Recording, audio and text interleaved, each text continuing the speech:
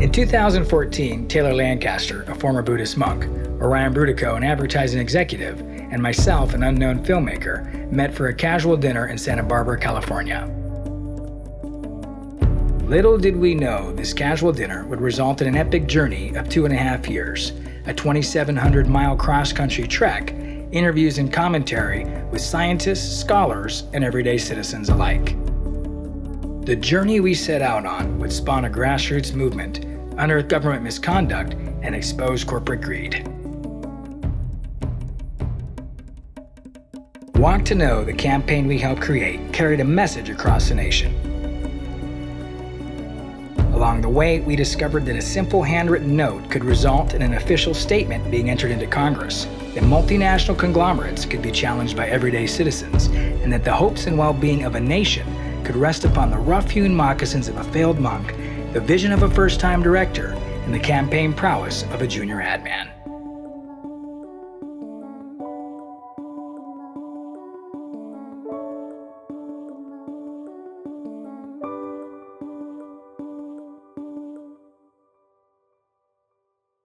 I'd like to begin by asking you all to just imagine, just suppose the radical technology became developed, that the very first ingestible product that this technology churns out causes a major epidemic, kills dozens of Americans, seriously sickens thousands more.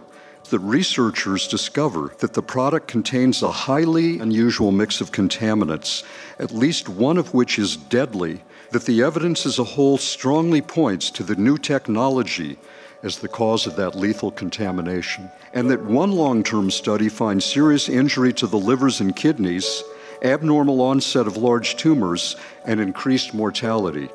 And to make the plot even more sinister, let's suppose that in virtually every case of adverse results, that similar disruptions could have occurred in other foods produced by it.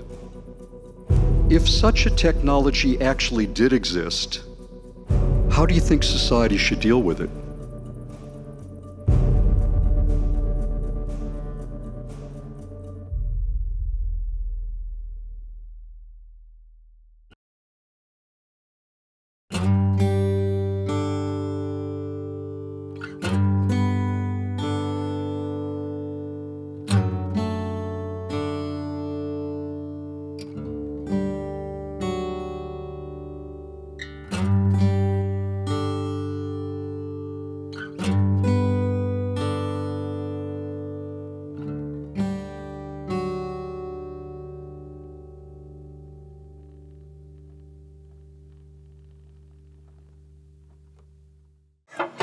Hello!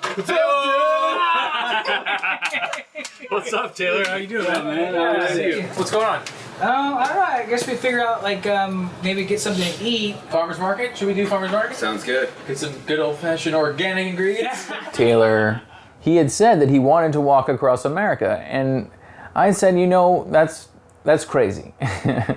That's crazy. How are you going to do that? Because he would have to find a way to camp, he would have to get food, and there would have to be another way for him to have enough money to eat and live to cross America, because that's going to take a long time. Taylor always has, different ideas. So when I first heard about it, I was like, all right, that sounds cool. But as the months went on, he was definitely getting more and more serious about it. And then you could tell how serious he was being by how freaked out the rest of the family was, but just the idea of it. So his level of preparation became more and more, intense. So I think the closer it got, the more confident people were in what he was doing, because he had more support. The whole garlic gold thing kind of stepped in behind him. That gave it some more legitimacy. He wasn't just some kook with a knapsack walking down the road. He had some very professional gear. He was ready to roll. What was happening in the world and in America was that children were being poisoned by the food that they were putting in their bodies. Now, what was the lie was that they didn't know what was chemical and what was not chemical. And so the point of the walk was that the truth behind the label was important for the consumer to know what is true and what is false. They started talking to me about this, idea to walk across America. And I thought to myself, who walks across America? But then when we started talking further and Orion began to speak about what was going on behind the walk and what was happening in America, specifically with GM foods, what the agenda of Monsanto was with the Dark Act, that we weren't going to have the right to know what is in our own food, and that was actually something they might get through the Senate. I realized that here's this company that is this multinational global company that's responsible for our health and welfare, that produces food that we eat, and that their intention was to make it illegal for any state in America to label their products. Right at that moment, I kind of got chills up and down my arms and legs, and I just suddenly knew that there was something going on here that was bigger than any of us. I had a personal responsibility to do what was in my power, and I may not be a politician and I may not be an organizer, but what I could do is I could follow him along and record it, and hopefully in some way, shape, or form bring the awareness of that message to people's attention, and hopefully by the three of us coming together, we'd stand a chance of making some form of difference. I will go to the volcano. Thanks, y'all. So basically what happened was I was living in Los Angeles, pretty overweight and really unhappy and kind of depressed, and I was sitting in meditation one night or one morning, and asked myself the question, what do I really want to do with my life? And I realized that traveling, kind of doing a spiritual traveling mission was going to be the best thing. And I thought, this is something that I need to mark with some type of big event because I'm dramatic and self-centered, and decided I was going to walk across the United States. Now, originally, I thought, I have this spiritual reason, it's a perfectly good reason to do it, and then was approached by Orion to do it for GMO food labeling, which is something that I have found to be important, but it was definitely worth something to get behind.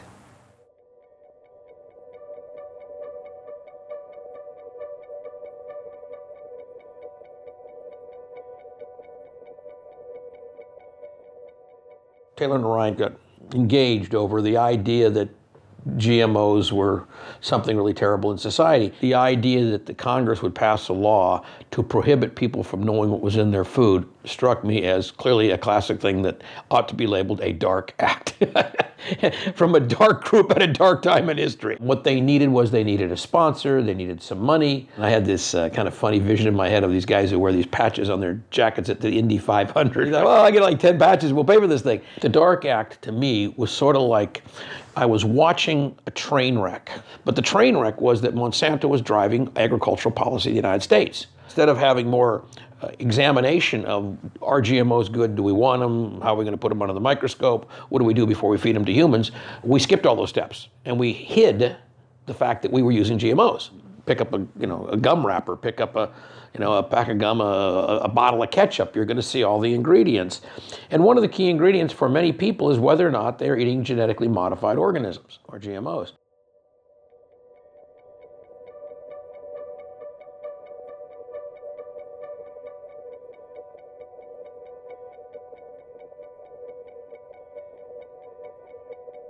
GMO stands for genetically modified organism. It has to happen in a lab.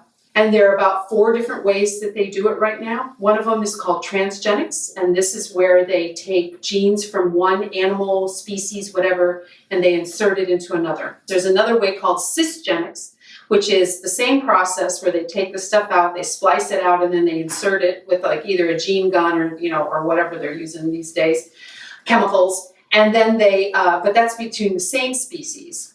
Big Certified Organic were not allowed to use GMOs. Evidently, the average consumer eater in the United States, their diet is 70 to 80% GMOs, and they don't know that. You certainly know if it's got MSG in it, how much salt in it, how much sugar in it, typically the different nutrients and vitamins in it. They sure make it sound like it'd be really hard to label GMOs, but I don't know how they get by labeling everything else they do and can't do GMOs. The newer ways to do GMOs is they call it RNAi or dsRNA. And these are basically two different procedures that do the same thing. They just switch genes on and off.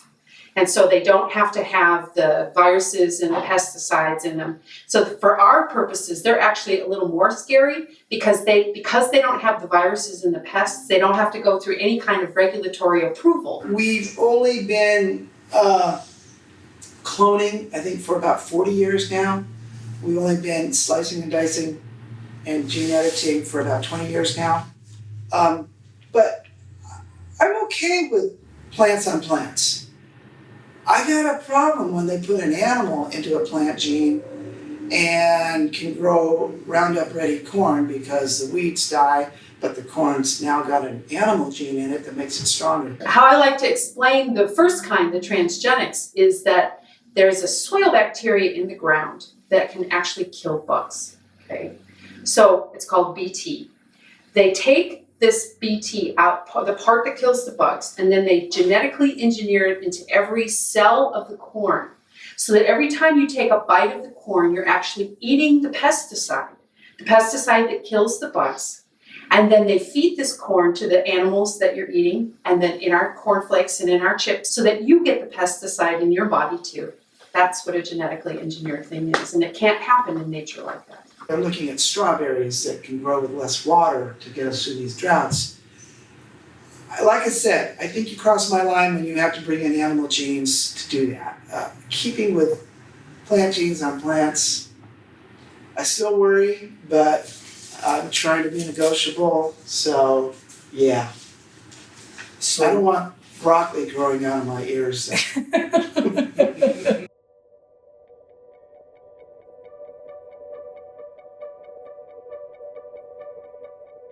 Yeah, so Taylor's from Santa Barbara, California. Yeah! Yeah, he started in Santa Monica from the Santa Monica Pier on the 5th of January, and he's walking ocean to ocean into DC. Talk about the March Against Monsanto. Oh yeah, right. So the March Against Monsanto is a worldwide march, and it's happening on May 23rd. And everywhere across America, people will be marching against Monsanto to label GMOs. And Taylor will be in Oklahoma City doing a speech against Monsanto. Monsanto is the agricultural giant that makes the herbicide Roundup, and glyphosate is the main ingredient. Glyphosate was just labeled by the World Health Organization as a highly likely carcinogen. That means that it causes cancer in humans. Angered by this news, Monsanto has defended themselves by countless studies they've done on the chemical, proving its safety. Studies performed by the giant itself are far from objective. Monsanto is a seed giant that's mission is to keep farmers from owning their own seeds. They make the farmers purchase new seeds every year, and they are achieving this with overpaid lawyers and chemistry. Farmers have owned their own seeds since the beginning of agriculture itself. This idea that farmers can't own their own seeds is ludicrous. We need to stand up for our rights as consumers and demand to know what's in our food. Unfortunately, the US doesn't require labeling because Monsanto spends so much money on politicians and lobbyists that they have kept us from even knowing the GMOs we consume.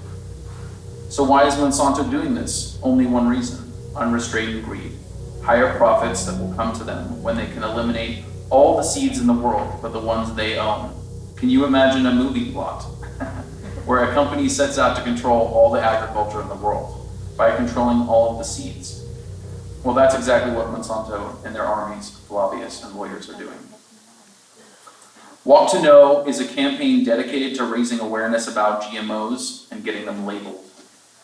Taylor Lancaster is our vehicle for change.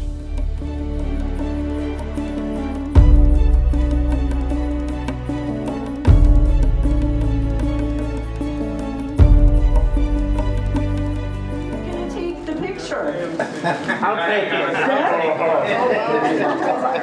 So Taylor Lancaster is walking across America on his 2 feet.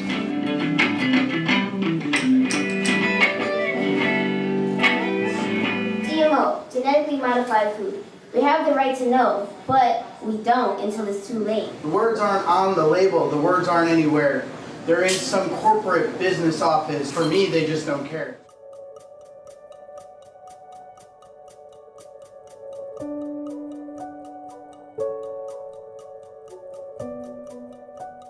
Hey, Walk to Know followers.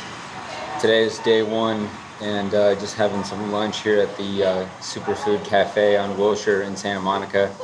And my manager just informed me that Monsanto contacted Omega Point Institute about the walk and certain things that I was posting on the website and on the Facebook page concerning choosing a side for or against GMO foods. And more specifically, this is a message to Monsanto. I just want to let you guys know that I actually think that free business enterprise is a wonderful thing in this country, but you guys have a responsibility to label what's in your food. The American people have the right to know, and that's why I'm walking across America. So do the socially responsible thing, make the right choice. Following his announcement on January 15th, determined and in high spirits, Taylor set out on his long journey across the nation. Departing from the historic Santa Monica Pier in Los Angeles, California, and scheduled to arrive in Washington, D.C. 9 months later. The walk would serve as a beacon to shed light on H.R. 1599, aka the Dark Act, which, if passed, would prohibit any state in America from labeling GMO foods. His journey would take him across ragged snowy peaks, through barren deserts, and into the path of storms and tornadoes. Far from home and with limited resources, he would face these perils alone. Committed to defending our right to know, Taylor and the Walk to Know campaign embarked, resolving to oppose the act, expose those responsible, and deliver the will of the people to Congress.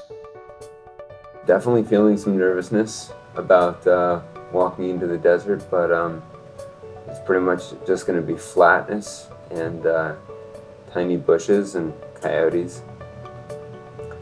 And my buddy Richard, who walked across America, he suggested that when I'm in a downward spiral to sing Karma Chameleon. So I'm going to do that. And yeah, I think the other thing is knowing that I have this purpose for this walk, to walk for GMO food labeling, and feeling really connected to that lately, because people don't really know. I was talking to some people yesterday, they didn't even know what GMOs were. And so it's my job to let them know.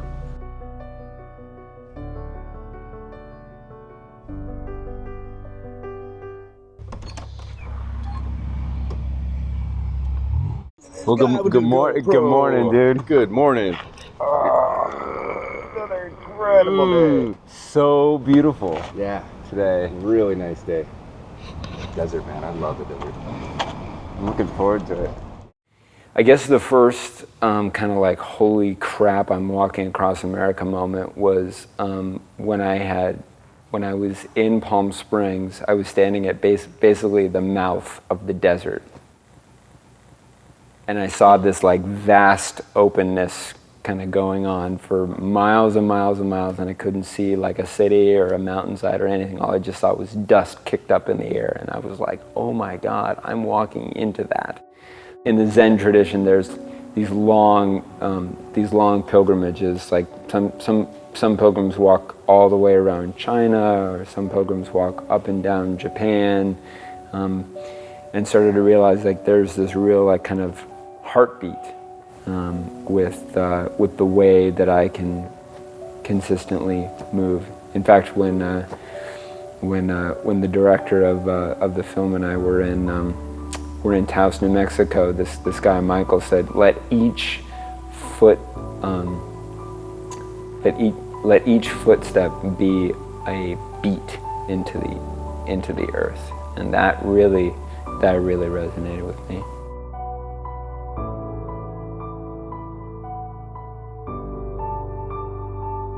Good morning.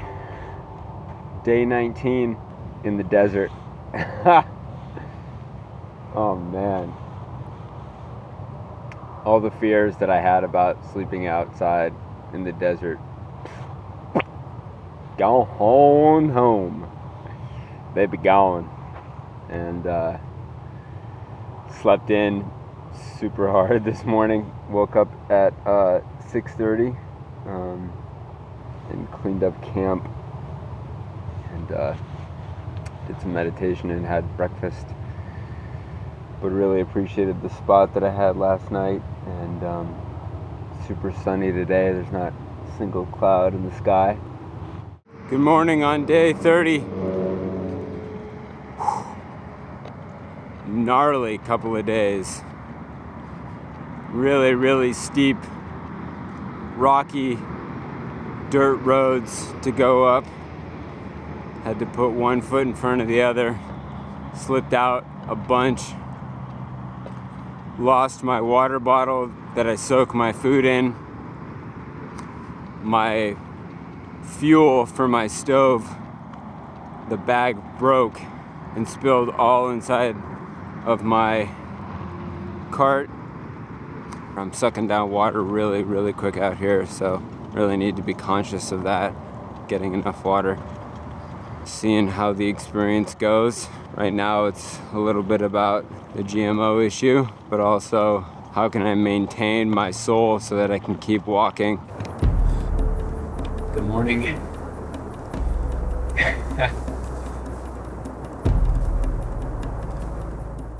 Saw some cat prints, big cat prints. Was gonna think about spending the night next to some of these rocks, but feeling like the cats need their space. It's like I do. I am now beyond hope. First there was a sign that said, "You now have hope," or "You're now in hope," something like that. And now there's a sign that says, "You're now beyond hope." Maybe I don't need it.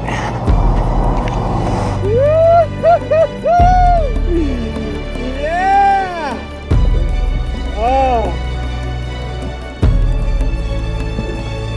Oh my God. I'm so tired. Oh, but this desert is so beautiful. Oh.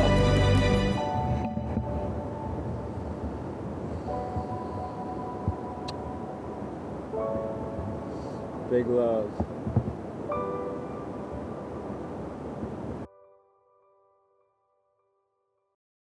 Having survived his trial in the desert, Taylor dusted himself off, readying for his return to civilization. The campaign receiving further attention, Taylor is asked to speak with Representative Juan Mendez and address the House of Representatives, later appearing in an interview for Channel 3 News in Phoenix. Today, we have a visitor who actually walked here all the way from the Santa Monica Pier, Taylor Lancaster of the Walk to Know campaign. Taylor is walking across America to raise awareness for the important issue of the labeling of genetically modified engineered food.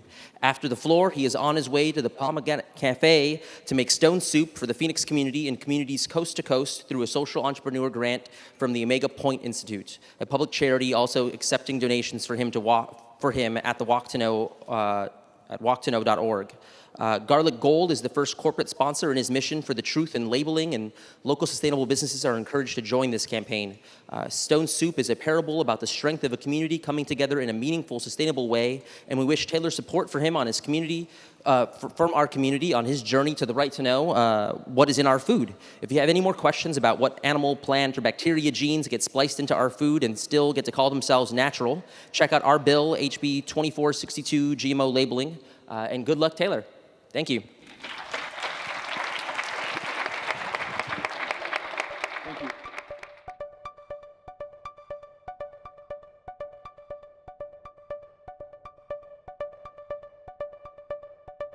Choosing organic and vegetarian, cruelty-free foods and drinks is really a heart-driven thing. We want to be giving back. That's the natural choice for us. So, what are some of the specifics in terms of GMO and non-organic? I think just that they have a holistic negative effect. So not only do they affect the health of the earth, they affect the health of our bodies. I don't know if people recognize just our general state of emotional health and how that affects our success, our relationships with one another, our relationship with ourselves and the earth, the health of our community, the long-term health of our economy. So they just have far-reaching, interconnected effects on everything around us.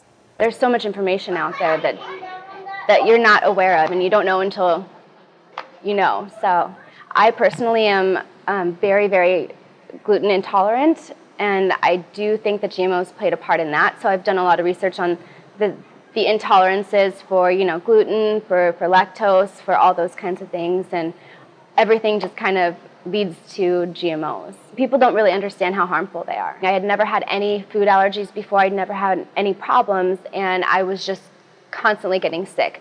So I was tired, I was foggy, I had all kinds of GI issues.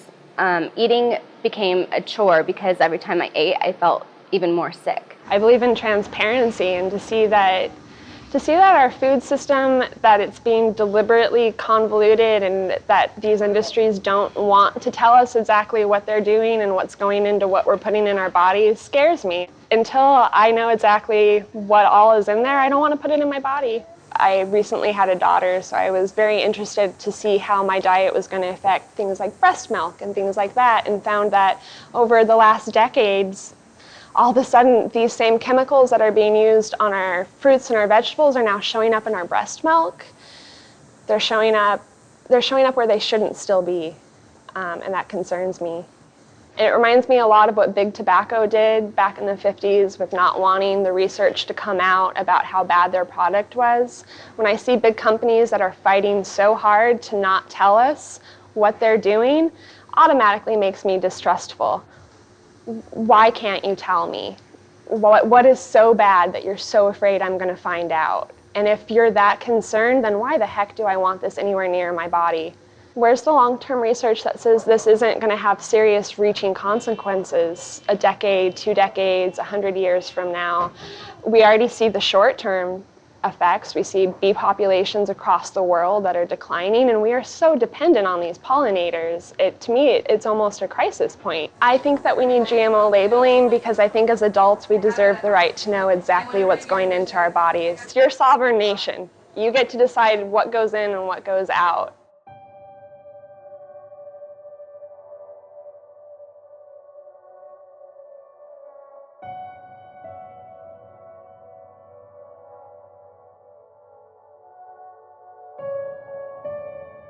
When I worked for Monsanto, they were the ones everybody loved. They were helping save money. They were extending the usefulness of pesticides. Years later, you find out that some of these advancements were perhaps not so beneficial to mankind, either because of diseases or health compromise. The Food and Drug Administration began to realize that maybe all these additives to the food chain wasn't good, that we saw people becoming sicker and sicker eating the same foods. And I started researching and started connecting why I had the allergies and what was the cause of it. The whole change of going from organic to GMO and the effects of the production of what's doing to the human body. It was a dynamic effect of waking up one Saturday morning and seeing planes coming in and spraying the crops. When oil was added to the pesticides, it saved the farmers a ton of money because they no longer had to reapply the pesticide after every rainstorm. The oil helped the pesticide stick to the fruit or the vegetable. Mom would have to wash the vegetables with a detergent and or a alkaline-based water, which would cut through the oil and the pesticide. A lifetime of digestion of those chemicals would do some harm. My second son was born with a rare bone disease. At that time, only 7 cases were known. We didn't know what caused it. I mean... Were you pregnant with that child in that valley at the time? Yes. When he was born, he was about 4 or 5 weeks, and we had to take him to the children's hospital, and we stayed there because of his condition and the surgery and seeing a specialist. We stayed there for about a good 2-3 months, and then the home care, that was a few months, and then we had to take our son back to children's hospital. It was like once every 6 months, and then it was once a year, then once every other year. So it's safe to say that, if there was a connection between the glyphosate and the spraying Right. and your son's condition, there was easily $500,000 worth of medical expenses. Oh, yes, that could easily. be attributed to the proximity of the spraying and so forth. Oh, most definitely. Yeah. Most definitely. I would say an easy maybe $500,000 altogether from beginning to the end. This new generation, they're being fed the food that has been processed or genetically engineered. And that could be one of the reasons why the body is not processing the food like it did when I was growing up. You can talk to any person who's into organics or any physician, and they will pretty much do a direct link between diseases it would cause, the food that we're eating now, and the pesticides and the chemicals that are on there.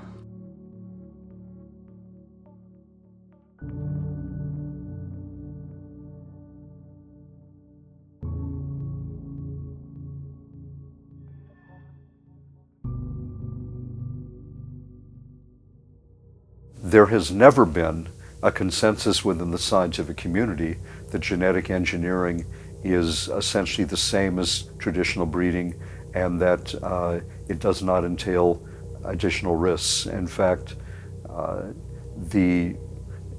you mentioned, the FDA's own biotechnology task force, the experts on that task force repeatedly pointed out in memorandum after memorandum to their superiors that genetic engineering is very different than traditional breeding, that it does pose abnormal risks that are not inherent in traditional crop breeding.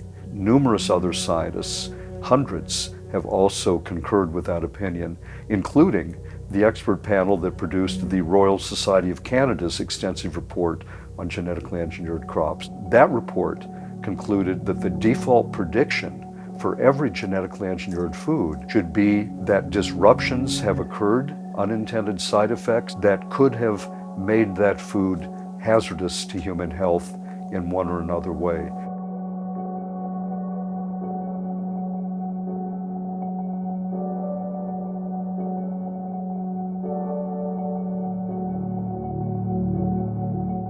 The wholesale change of our agriculture is coming down from the top from Monsanto. What they do is they process and change things that happen in companies like ConAgra and Dow, and then big companies such as Kraft. Their foods are now going to contain those products, and they get the capability of buying cheaper and larger quantities. They make it for 10 cents or 20 cents cheaper and put more on the shelf for a lower price. And I thought I would save money by buying some of these products. I had nutritional breakdown of the inside of my body. I went to an allergist and had those allergy tests where they poke you on the back, and they told me I was allergic to everything except for cockroaches. There was no help in Western medicine for this. We're in for the cure, not for the prevention. I said, I'm going to have to solve this myself, and I went to a Whole Foods group. I wasn't too surprised to find out that the information that I was getting from the doctors was different from the people in the Whole Foods group. Most people are not aware that these things not being labeled are detrimental to our health. People could live on Red Bull, Twizzlers, Cheetos, and tacos. They are never going to change that behavior. If there were one way to tie this all together in a big bow, is because of lobbyists and our financial system. It is based in a place where a company like Monsanto and Dow have lobbyists who go in and say, we don't want the American Medical Association to pay any attention to what is going on with these health statistics. The consumer has no say.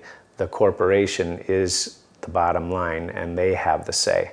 The things I was eating were causing me pain, and they were causing me to degrade slowly but surely. Today, I understand that we need to change wholesale the way that things are labeled for us to understand our own nutritional responsibilities.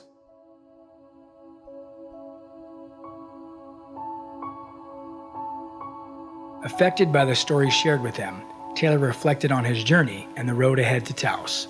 There he was to meet with a personal hero, Keith McHenry, co-founder of the international organization Food Not Bombs, which distributes food to the poor, as well as acclaimed ethnobiologist Miguel Santisteban, author of the Seed Sovereignty Act of 2011, a bill responsible for protecting the farming rights of Native Americans on over 2,500 reservations, and activist and organic foods program director Micah Roseberry.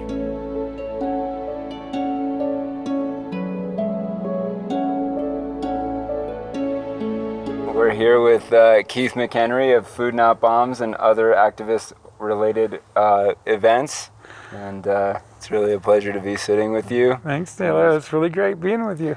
Yeah, and this big bowl of corn, Hopi corn, non-GMO, and you have some stories to share. I was a produce worker working at this place called Bread and Circus. I felt terrible that people weren't buying all the produce and I was throwing so much away, so I started taking it to these projects. They started building this big building across the street, and we got to talking about, what's this new building? How come they don't fix your plumbing in the housing projects, but they can make a glass tower? And they go, oh, that's where they design nuclear weapons. And that gave me the idea for the name Food Not Bombs. One of the projects we did was bake sales. And I moved this family, and they were throwing away a poster that said, wouldn't it be a beautiful day if the schools had all the money they needed and the Air Force had to hold a bake sale to buy a bomber? So we took our baked goods out with our sign and told people we were trying to buy a bomber. And then the final thing was, we made this huge amount of soup outside the Bank of Boston, went to the shelter, gave a speech to the homeless guys there, and the next day they showed up. We told them what we were doing, why we're protesting, and the homeless guys said, look, there's no food for homeless people in Boston. It'd be great if you did this every day. That night, we decided we'd quit our jobs and do nothing but collect food and then make vegan meals that we'd share on the streets. PCBs are polychlorinated biphenyls, and they were the oil that was used as an insulative material in all the capacitors that were used in the entire country. So every time you look at an electric pole, there's a capacitor at the top, and that was actually produced by Westinghouse, and Monsanto provided the PCB material. They hid behind all of the other associations. Monsanto stayed in the background, but we knew they were there. So really, they were never brought to justice for knowingly producing something that really impacted the environment. And then to see that, a large corporation intervening and threatening our food supply. Previously, it was more about, I didn't let my children eat things that had ingredients that were, artificial color or MSG or things that you could read on a label. I've been growing organic food. My mother was into organic agriculture. And then my grandmother, she was involved in organic gardening. So I've been always assuming that anything I was doing was going to be organic. My father had acquaintances that were trying to talk about the dangers of chemical agriculture, both for pesticides and for fertilizers.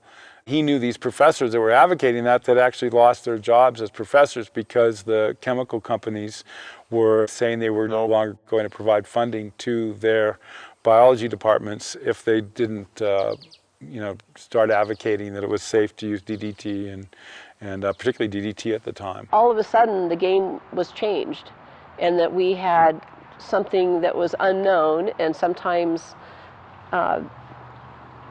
I guess we weren't able to detect it. One of the things was that the microorganisms in the soil and the insects that were pollinating the crops were being wiped out. Birds that would be singing because they were relying on insects to eat would go silent. People knew that you needed microorganisms and you needed insects and you needed interdependency and diversity to have healthy food, because also in the end, when you're eating it, you would need that nutrition. And if you just killed all the nutrition out of the soil, by dumping chemical fertilizers on it and doing monocrop farming and having it be a commodity of that nature where you're just trying to pump out like empty calories, that people would get ill, that the soil would be ill. And actually a lot of those people were talking about how it may become impossible to grow enough food to feed people if we were going to just keep dumping poisons in the air and on the land.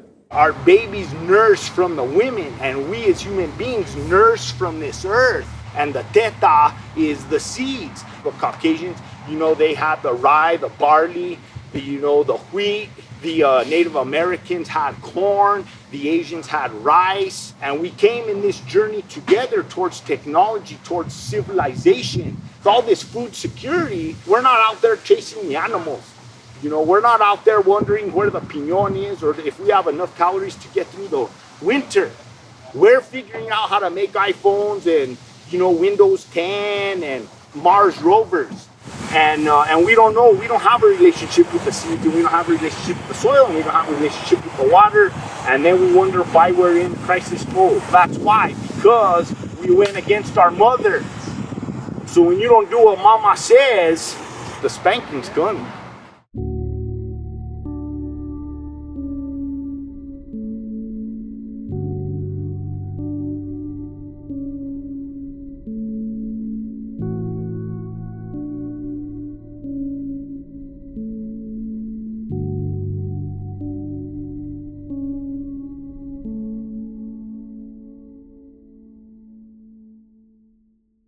Initially, you planted the soybean, it had a trait, and it was resistant to Roundup, and you could spray that field, and then all the other weeds in there would be dead. That was the benefit. Now what's happened over several years, a lot of the weeds become glyphosate resistant. If you were to try to get a non-GMO soybean, like how far might you have to? To be honest, I have to get on the computer and do some research, because right offhand I don't know locally where I could get some. That's probably the main factor, because when that's what's being offered, that's probably what you're going to get. Over here I've got a catalog, and they'll have this list of seeds. Now I would suspect about every seed in that catalog I got, as far as corn and soybean, are all GMO seeds. What would happen if you went ahead and tried to replant some of those GMO seed that you had? Okay, when I bought it, I signed a agreement paper, and there's some limitations on what you can do, and I believe there's a fine and where you can be fined. And any idea about what likelihood, like the amount the fine might be, or in what ballpark? Probably more than I can afford is all I know. Walking the last few miles to the outskirts of town, Taylor considered what Paul had shared with him and braced himself mentally for his talk at the March Against Monsanto. He hoped his talk would be influential, as the rest of the Walk to Know campaign had done a lot to get this far, and the Dark Act was being voted on in the House directly following the march.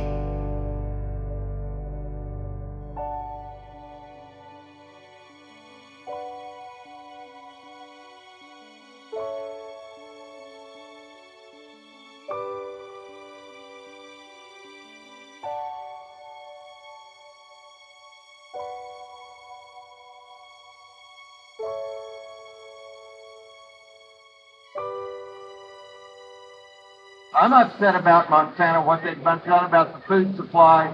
So when I have to buy stuff, I buy organic whenever I can. These are the kinds of things we've got to do. We've got to take care of our health. No one wants to get processed through this death care system that they have. So eat healthy, exercise, have good habits, buy local. You know, these are things most of you have heard already a number of times or you wouldn't be here, but we've got to do that. Those decisions that we're making every day in our own individual lives are ratcheting up through the marketplace, but we need to grow the garden that our community is in.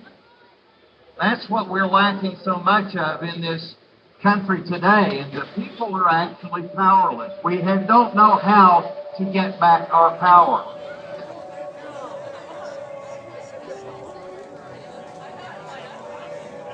One of the great things that I've discovered on this walk is that some farmers are actually interested in getting out of GMO farming. I talked to a farmer just on the other side of Amarillo, Texas, We really got into a good conversation about why it was important not to use genetically modified foods. He asked me about using different types of rye and barley and wheat and corn. He actually made a decision to shift away from producing genetically modified foods. There's actually a school just outside of Phoenix, Arizona. They've implemented farm to table in their school system. So all the kids actually grow. I think they said about 45% of everything they consume in the school. Everything besides like the major grains are actually in their kitchens. And these kids have adopted this more responsible attitude about how to educate themselves.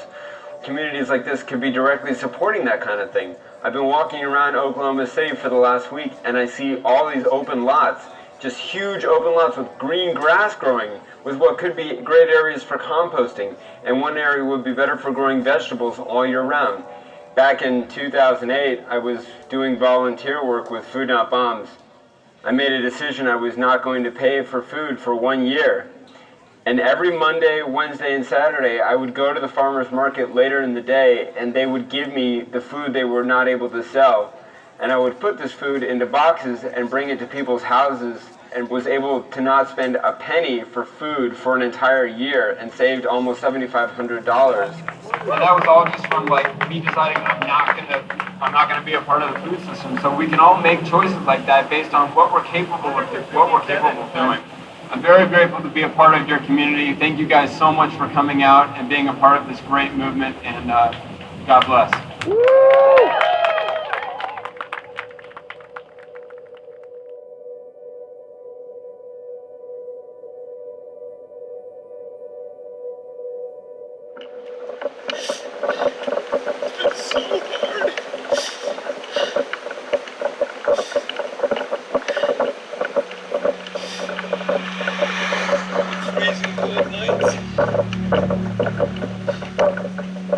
Tornadoes and snowstorms.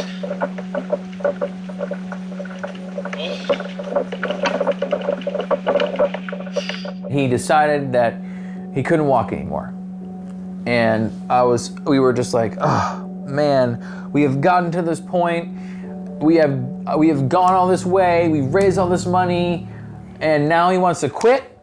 You know, what is that? I don't, this is a quitter, you're a quitter, and I just got so angry. And I don't want to keep going. When I'm out there on the road, I'm sleeping like maybe 5 or 6 hours a night, and then I'm walking all day long. So I'm just,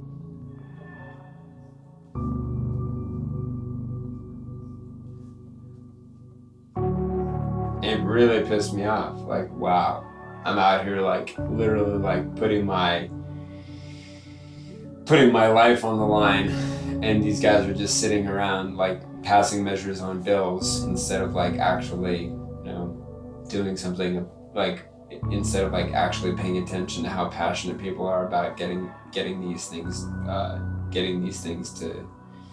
to be labeled. I had realized that, and I think that happens a lot in the human condition when we hit a wall and we're just like, we can't go any further. And it has nothing to do with walking across America.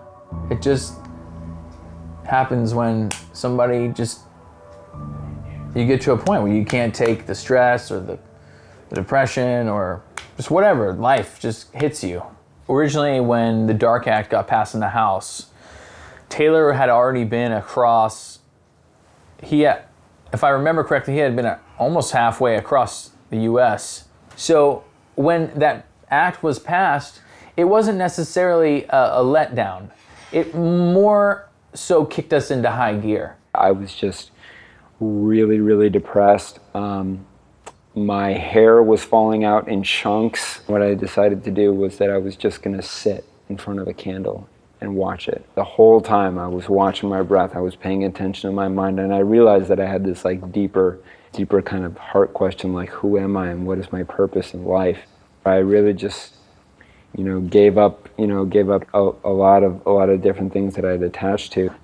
The main thing the experience taught me was how to do one thing at a time, really simply, really slowly, always with like more awareness than before, more attention than before, and really started to see like, wow, you know, if I live in this like kind of like simpler mindset, then I can do things so much more simply. And that's when the walk really became so much clearer.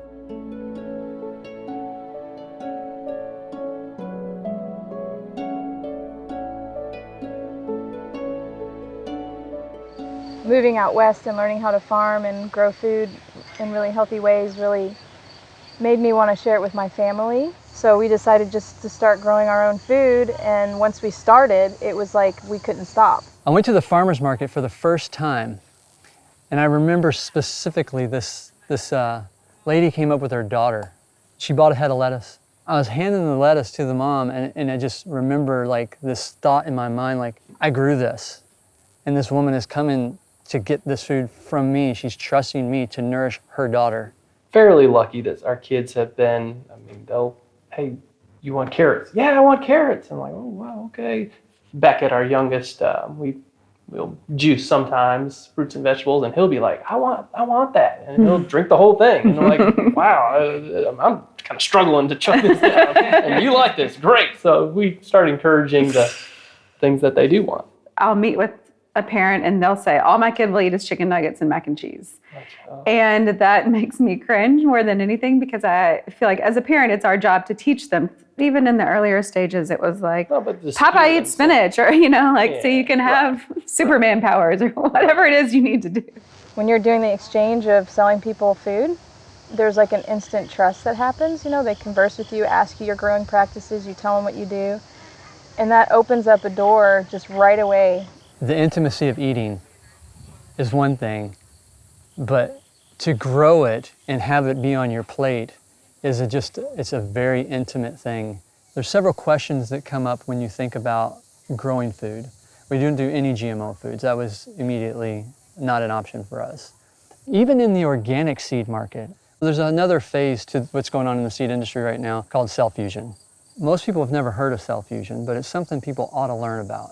Basically what they're doing is they're burning out one part of the cell and then taking another plant and burning out the rest of that, and they fuse those two things together. In Europe, they would call that GMO. In America, they don't call that a GMO. But even in the organic seed industry, you can get seeds that have cell fusion done to them. And so we are very careful of our seed selection down to that degree. We recognize that GMOs are a big issue, so we do everything we can to avoid that on our farm. Processed foods are not processed in the body the same way that organic phosphorus is, processed differently than the man-made or the added phosphorus. We face chemicals every day, and we know what some of these chemicals do to us. There's chemicals in cigarettes, there's chemicals in our air, and the environment is, we're consciously aware of those things, but I don't think a lot of people are consciously aware of what they're actually feeding their body. If at all possible, I do try to buy the non-GMO foods or the not genetically modified foods.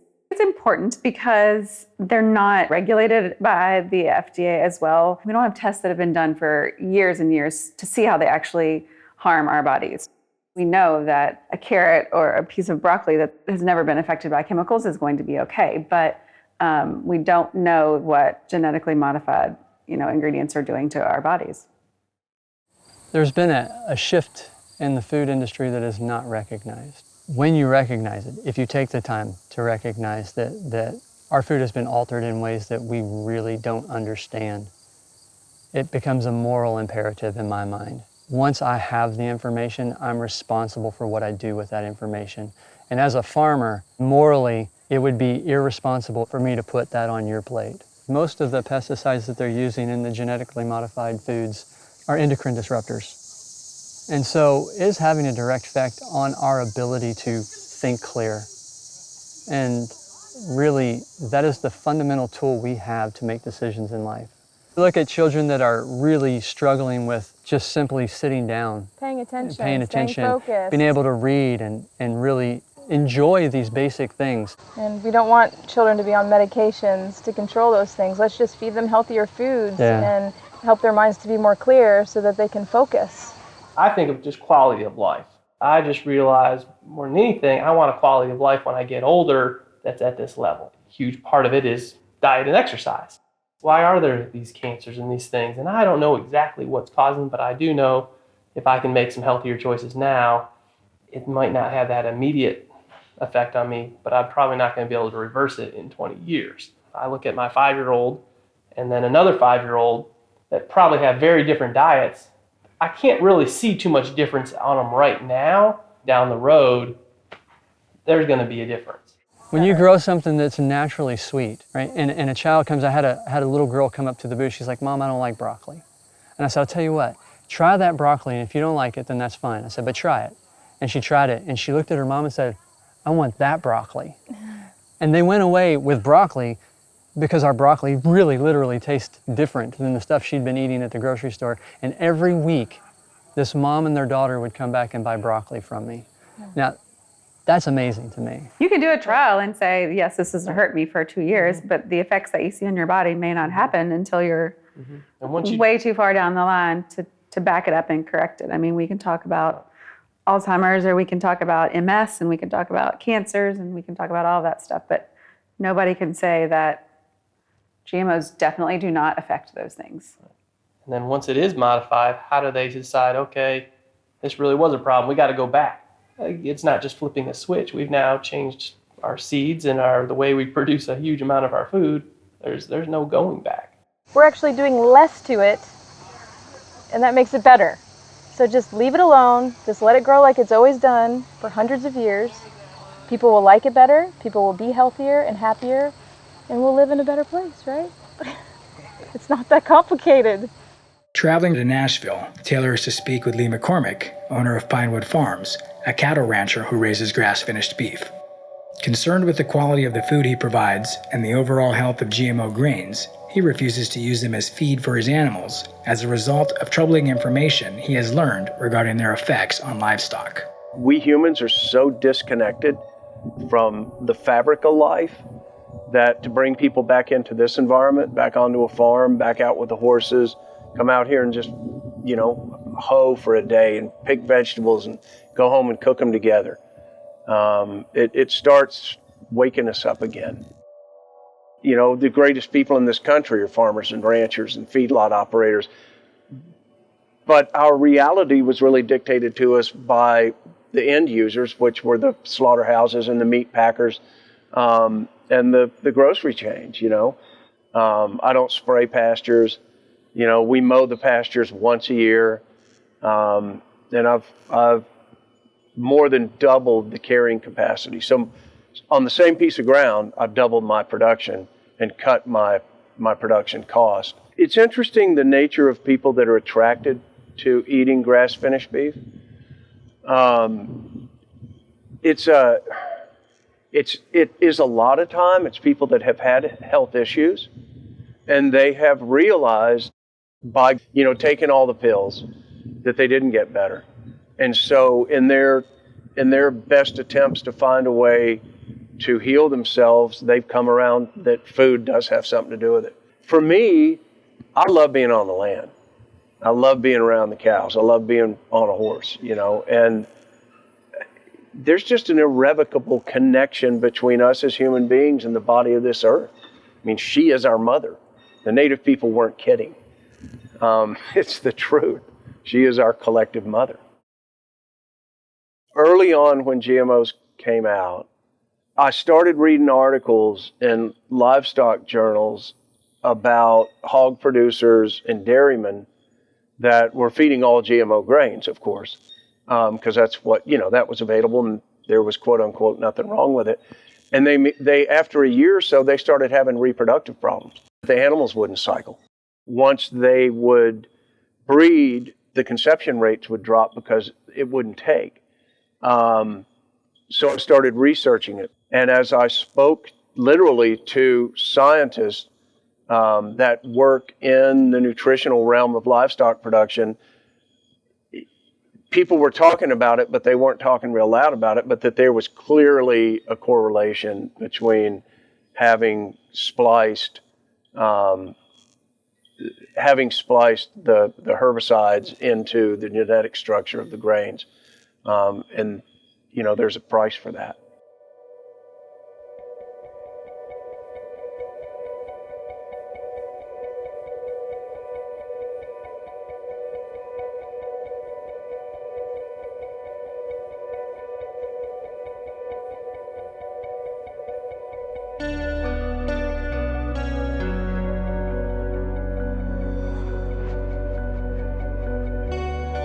2005, the colorful and historic metropolis of New Orleans, steeped in art and culture, was ravaged by the effects of Hurricane Katrina. Briefly spotlighted but soon forgotten, David Young, bee farmer and founder of Capstone, a nonprofit organization, seeks to help reinvigorate the blighted area of the Lower Ninth Ward, still recovering years after the devastation of the hurricane through the practice of urban agriculture.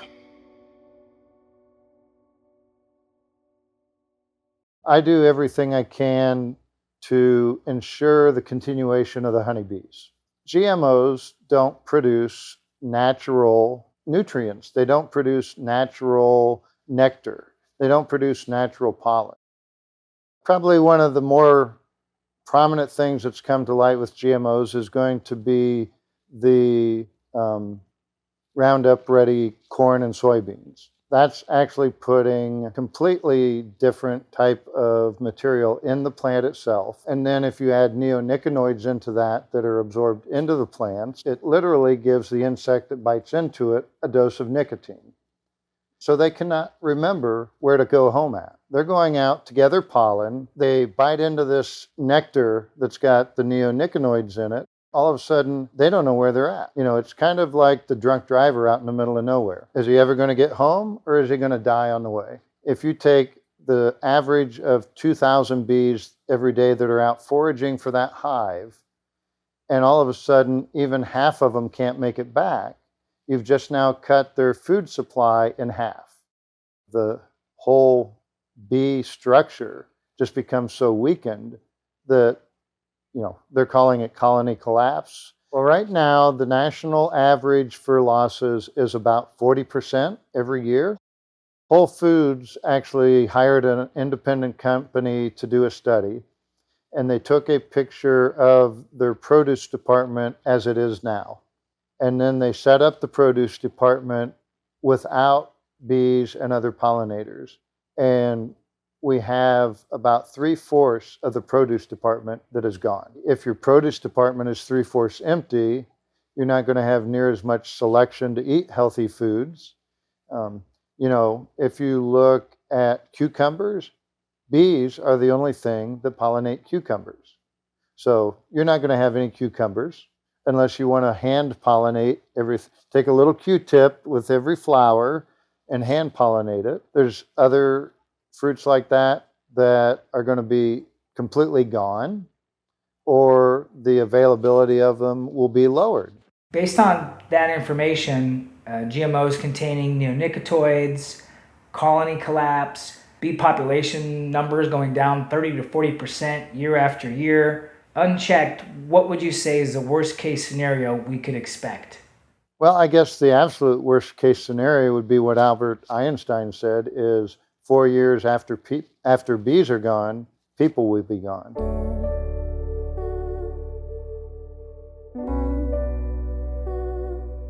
Shocked by the information we learned about the effects of declining bee populations, Taylor and myself made our way to St. Louis, the home of Monsanto's headquarters. Intent on a face-to-face with Monsanto officials, Taylor and myself were unable to arrange a meeting. While engaged in our inquiries, we were approached by several local figures who are willing to go on record regarding the present-day activities and history of the seed giant.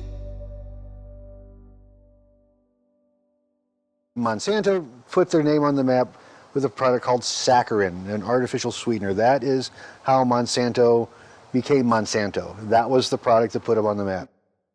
During World War II, saccharin became in high demand because there are shortages of everything. There are shortages of chocolates and nylons and sugar. Monsanto became as big as they were because of the war, because of saccharin. In the mid-90s, that the issues with Monsanto and biotechnology came to my attention. In the 70s, there was a man, Russell Bliss, who had sprayed waste oil. That was his occupation, to spray waste oil, and he sprayed a lot of sites in eastern Missouri to keep dust down. It was discovered that the waste oil was laden with dioxin, PCBs, and a lot of other toxic substances. PCBs, of course, were produced exclusively by Monsanto until I believe the late 70s. And so Monsanto's fingerprints were all over in this crime, although they were never directly implicated or investigated. Putting chemicals into your body or consuming GMO crops is there's a potential health risk there. We know for sure that chemicals are disruptive to systems in your body. And just knowing how your food is grown, chemical-free, GMO-free, there's more certainty that you're treating your body with the best possible food that you can. It came to my attention that a woman whose horse pen was sprayed had actually followed Russell Bliss's truck. This is the waste sprayer, waste oil sprayer, and followed him and found that he went to a Monsanto facility, and then she followed the truck and it illegally, dumped the waste oil in a field. When we have industrial practices going on crop fields, when we're over applying pesticides and fertilizers, those substances, those inputs cannot be absorbed by the plants at the rate that they're being applied. So they run off of the fields into our water. And so we see that our ecosystems, the aquatic life that are in our rivers and streams, all of our streams are at risk to be contaminated by these industrial inputs. And we're going to see that those aquatic lives are going to be impacted. And it impacts our drinking water as well. There were a lot of things leading to Monsanto implicated in this crime, but it was never investigated or followed up. And at that time they were introducing their GMO crops, and I was like, well, how can we let a company like this exert such control? It's as you know, they've distanced themselves from their chemical corporation, and it's totally because of the liability, much more so than the bad publicity they got, but the liability. And they've spent a lot of money and time and effort to distance themselves from that. The other product that they made over the years, we refer to it now as something called Agent Orange. And it was used a lot during the Vietnam War. I was probably in my late teens, early 20s. I was actually living with my grandfather. We would have breakfast together every morning, read the paper.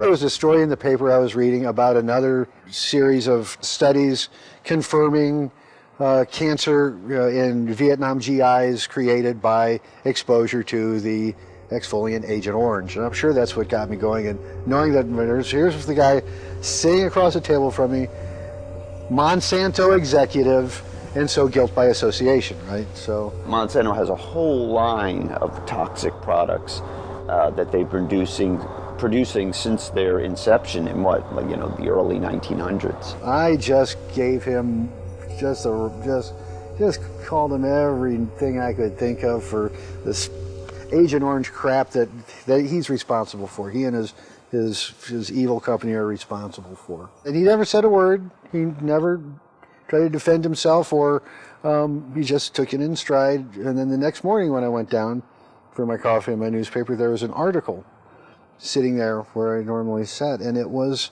about Monsanto and the product saccharin. When they were making these massive shipments of saccharin during World War II, a lot of them were getting hijacked. They had no idea where they were going or who was using or who was getting the saccharin.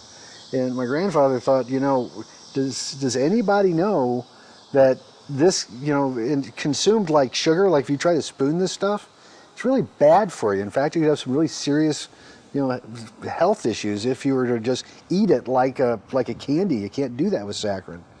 And so he said, shouldn't we put a warning on these tins or something, so at least if someone steals the stuff, they at least know that danger.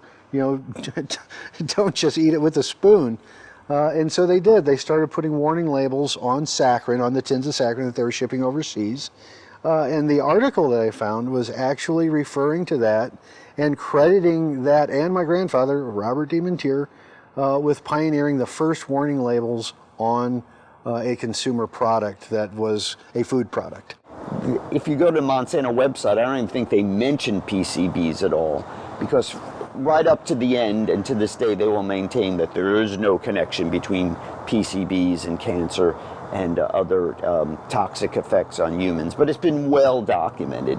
So how can we believe this company when they were denying PCBs were toxic and carcinogenic to humans, and now they insist GMOs are safe, Farming should be about the farmer making decisions to take care of the land and provide food in a way that they want to. So having that control be taken away from our farmers is something that is scary to me. If people are using GMO seed, there's a connection with large corporations that have control over those seeds, and that's kind of a scary thing, to know that a corporation has their hand in the food that we need, and we need food to nourish our bodies. So going organic is the best way to ensure that we're in control of what we're growing, what we're eating, and ultimately our health. Having learned more than we care to about the history and list of dangerous products Monsanto has produced over the years, including saccharin, DDT, PCBs, Agent Orange, glyphosate, and now GM foods, Taylor and myself are unsuccessful in arranging a meeting. Determined to get answers, we decide to show up unannounced at their headquarters and confront them directly. Their results speak for themselves. Approaching the entrance, a strange feeling seems to hover over the area. Immediately upon arrival, security descends. Though walking on a public highway and still physically outside the grounds, we are told that we are trespassing and threatened with arrest if we do not leave immediately. We ask if we can speak with someone in charge and stress that we are on public property and within our rights. We are told in no uncertain terms that our presence is not only unwelcome, but there will be swift consequences if we do not comply immediately. Their intent clearly to intimidate us. We stand our ground at first, but after a while, feel it safe only to press the matter so far.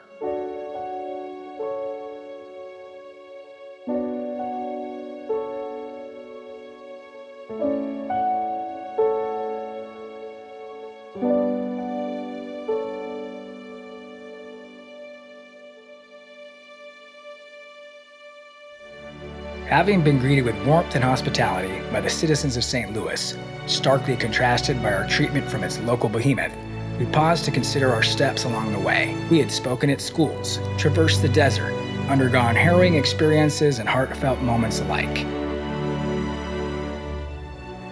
We had marched at rallies, spoken to the people, and walked across a continent over 2,000 miles by foot, with only a few hundred left to go. Gladdened to see our end in sight, we embarked on the final stages of the road to Washington, D.C., where we hoped to be met by officials, convey the information we had gathered to their attention, and successfully oppose the passage of H.R. 1599.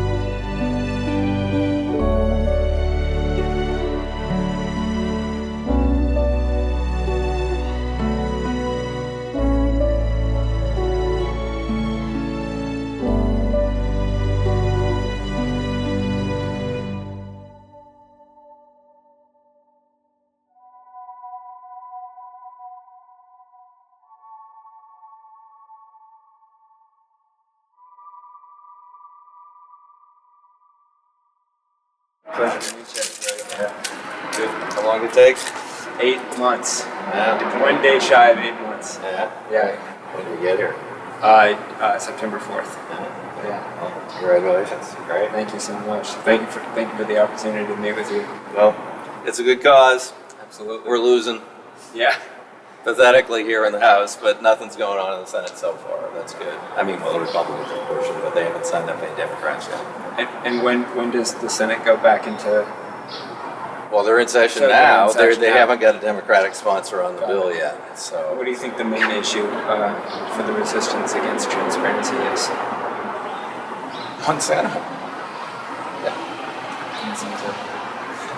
You know, it's Monsanto. It's their marketing strategy. You know, I mean, they're worried about eroding, you know, their dominance of the market. You know, I mean, for the life of me, I don't know why so many people are thrown in with it, but it's, you know, for them, it's just, you know, they're driving the whole thing. Right. Pretty simple. So, and you know, the argument is, well, you can't do it; it's too expensive. And, you know, when we're on the floor, I had a Hershey bar wrapper.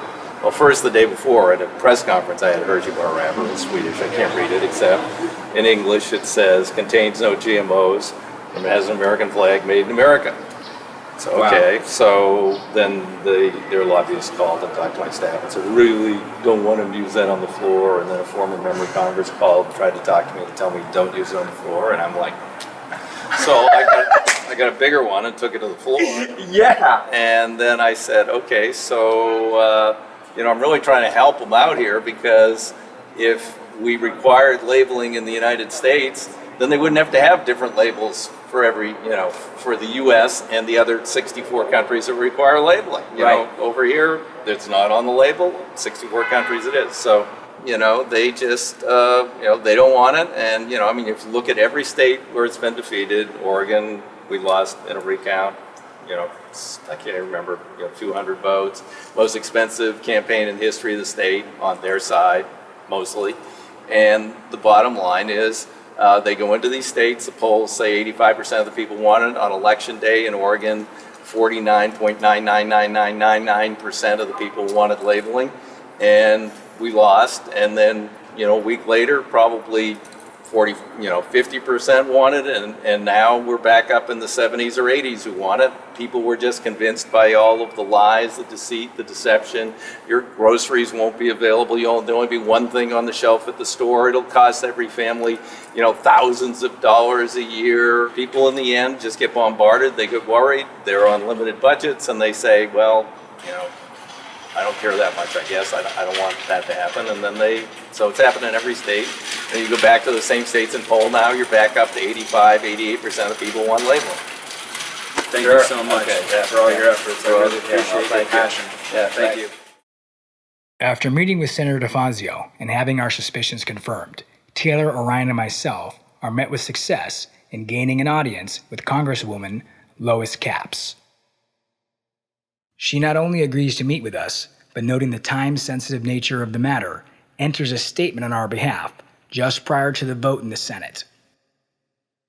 Our hope is that it will not be too little, too late.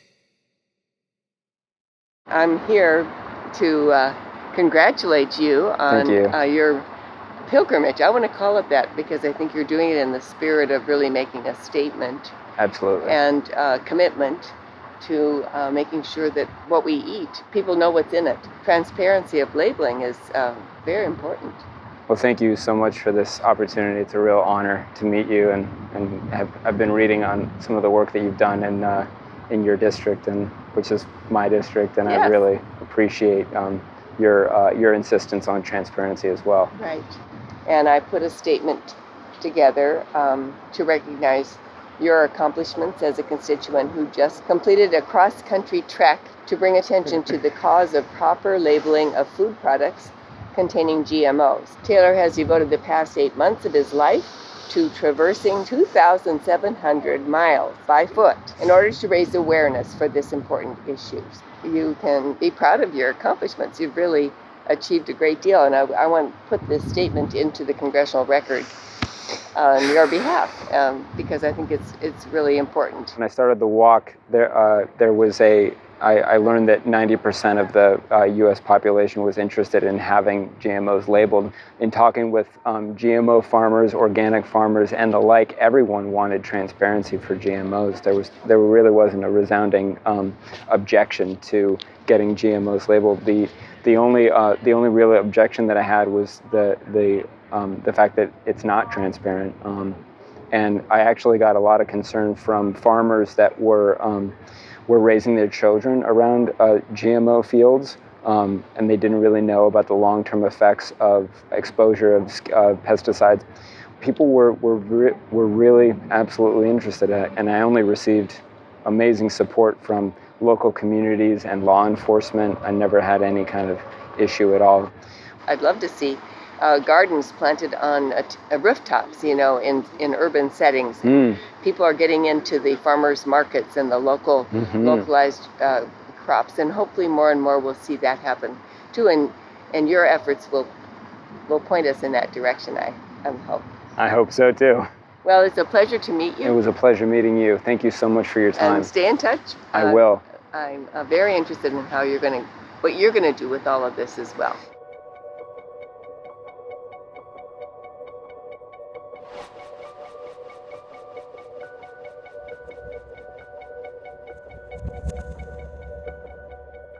This issue isn't over. Just because I've finished walking across America doesn't mean that GMOs are magically going to be labeled. there has to be more knowledge about this stuff. We have to be calling our representatives more. We have to be calling our congressmen. We have to be more active in this area. This issue goes into the very fabric of how we live as a human species. It's affecting our health. I'm going to continue to fight for this very basic of human rights. I hope that you continue to support this very important issue and that we continue to fight for the right to know.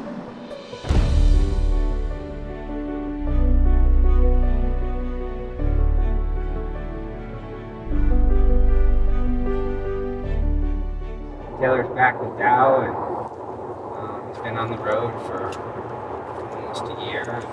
My Prius is still alive. Yay. He hasn't killed your car. No, only 20 speeding tickets. That's how many people do that? Walk across the country. Only crazy people. Crazy. So what was the highlight of your journey? Yeah, I think the highlight was, escaping near disaster was definitely the highlight. But then there was... What about when your cart burned down? Yeah. First incident was I was walking from Palm Springs into Quartzsite, which is just this tiny town in the middle of nowhere. And it basically is only occupied during the winter because it gets so hot there. But basically what happened is I spent all day walking 12 miles from like 8 o'clock in the morning until like 7 o'clock at night because I was walking up these hills on a frontage road and it was made of pure sleet rock. So I would walk 5 inches and slide back. Oh my God. Oh my God. Every other time. But the next morning I woke up and my cart smelled like rubbing alcohol. And what had happened was my fuel bottle exploded inside of my cart, all over everything. This is the cart that we originally bought. This is your first cart, right? No, this was round 2. This was the second cart. Did you follow the same route that you mapped out from the very beginning, or Originally, I had planned to walk all the way up to Chicago and then go up to New York. That was like, because it was gonna be this epic journey, like taking like 2.5 years. And Orion was like, "Do you really want to do that?" And the closer to the date that we got to, I was like, "This just sounds crazy. Like, let's just keep it simple." I was in the desert, out of civilization for a total of like 7 or 8 days, I think, maybe 6 or 7. And just completely removed from civilization? Yeah. Well, the route also changed because you couldn't walk on the highways because it's against the law to walk on the highway. Right. No, it's how does it work? In Tennessee, it was against the law to walk on the freeway. I could walk on the highway, but the shoulder was like nothing. Dangerous. Right. Anxious to hear the tally, nervous about the results, our thoughts are drawn to the folks we have met along the way. Would their hopes be discarded? Would all our effort be for nothing? The people we had met had shared deep and meaningful experiences with us. They had opened their lives and their hearts. We felt humbled by the trust they had placed in us and the responsibility of carrying their voice. What would the likelihood be, we wondered, that our struggles had made a difference? We questioned the political process. Could we have swayed just one senator, even just one? At long last, the wait was over. On July 16th, 2016, 15 months after the start of the walk, and 5 months after delivering our statement to Capitol Hill, Congress finally had their vote. Of the 100 sitting senators, 97 had cast their vote. The results were close, very close. In the final vote before Congress, the results were this: 48 for, 49 against. The fate of the health and welfare of our nation had come down to a split decision and was decided by the narrowest of possible margins, one single vote. We might never know for certain if our campaign had made a difference, or if it had been our efforts that were responsible. But in the pit of our stomachs, we felt a warm glow, and after months on the road and countless struggles, we had given voice to the hearts and minds of a nation, and we couldn't help but wonder what would have happened if we had never met for that casual dinner in Santa Barbara, California. Luckily, that was something we were not going to have to worry about.